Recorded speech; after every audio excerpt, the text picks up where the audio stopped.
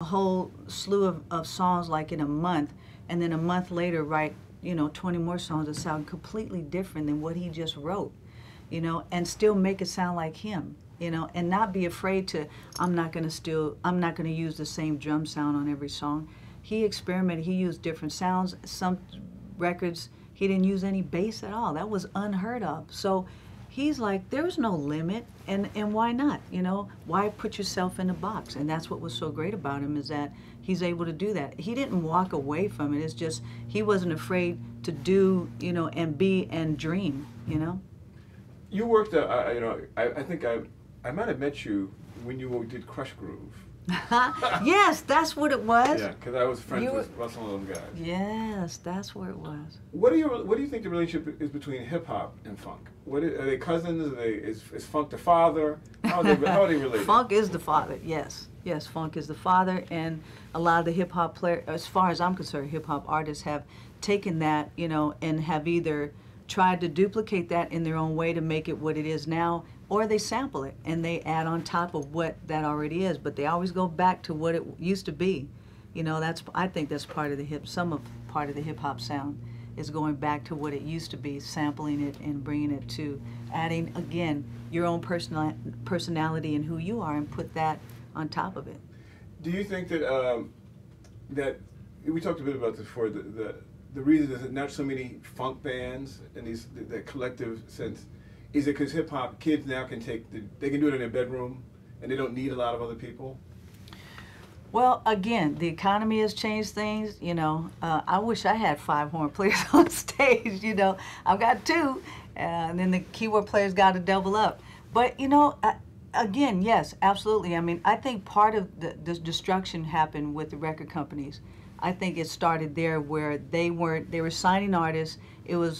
They weren't taking the time to help mentor an artist. Let me see how much money I can make on this one person, and then get them out of here. One-hit wonders started happening. Let's put a girl band together, boy band together. How much money can we make? Okay. There was no direction of like, really, who are you as an artist? Let's find that out.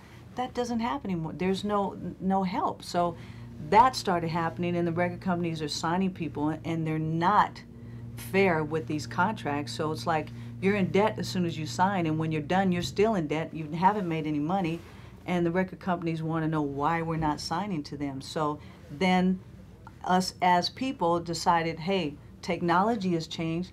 Let me figure out how I can do this myself, because I can't afford to do it that way. I can't make any money. They're not paying me. I got to try to do it myself. So it's changed. Several people think that a lot of the because there's still white bands who get signed, who do commercial music, but the Roots, as far as I can tell, is the only black or hip hop or funk based band with a record deal right now. So you really think that part of it was like planned obsolescence? Why should we give all these black guys all this money? We can hire one kid with a computer and get it done. Oh, absolutely. They're absolutely doing it. Yeah, it's easy for them to pay one person to do the same thing that they can do for put them on salary. A lot of these record companies are signing songwriters as well, and they're ghostwriters, and they're work for hire, and they have to fill a quota that they have to write 20 songs a month, or and 3 of them have to be on hit records, or they're fired. So the pressure of these kids who are writing, their work for hire, they get a salary per week, and that's all they get. They don't get any credit for the song. They don't get any publishing. Really? That's how we're helping these kids to come up, and I'd go back home and do it myself too. It's not like the 1950s. It's horrible. It's horrible. So let's go and talk about funk now. 21st century, is funk relevant? Is it still something that's important? Talk about, where do you think that particular musical culture is now? Well, that's the thing, is, I mean, what is anyone's definition of funk? I think mine is different than someone else's, but that music has changed, Funk back in the day, to me, was, like I said, it was, Sly, it was James, Barkays, Ohio players, George Clinton, then you've got funk, jazz funk, Herbie Hancock, you got George Duke, George Duke project with Stanley Clark, incredible bass player.